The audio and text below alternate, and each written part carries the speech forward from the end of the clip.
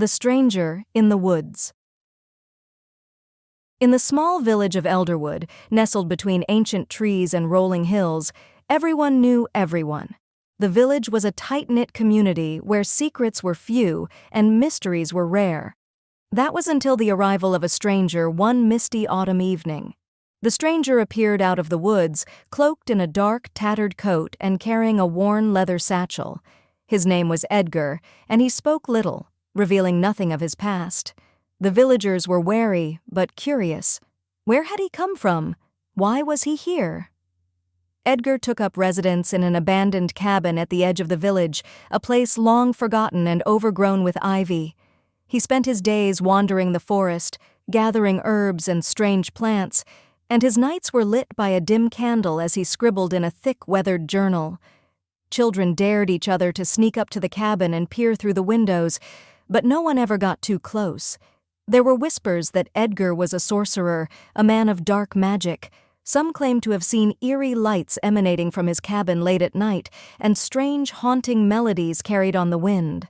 One brisk evening, as the villagers gathered in the local tavern, old Martha, the village elder, spoke up.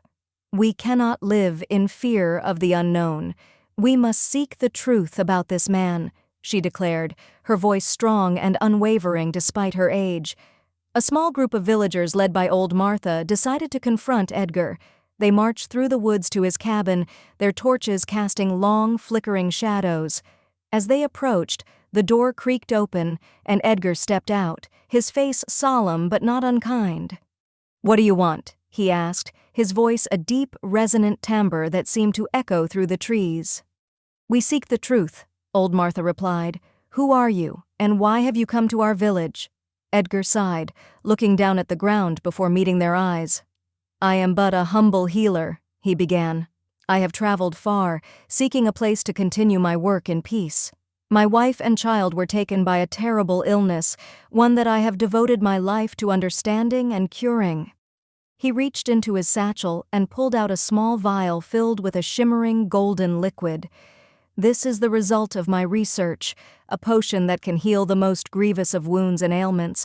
I have come to Elderwood to perfect it and to offer my services to those in need."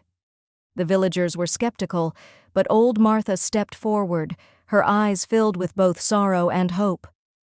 "Can you truly heal?" she asked, her voice trembling. Edgar nodded. "Bring me someone who is suffering, and I will do what I can." The villagers brought forth young Clara, a girl who had been bedridden with a mysterious fever for weeks. Edgar carefully administered the potion, and within moments color returned to Clara's cheeks, and her fever broke. A gasp of astonishment rippled through the crowd.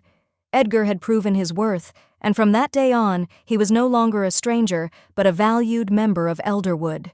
He continued his work, helping those in need, and the village flourished under his care. The mysteries of Edgar's past remained, but the villagers no longer feared him. Instead, they embraced the stranger who had come from the woods, bringing with him the gift of healing and the promise of hope.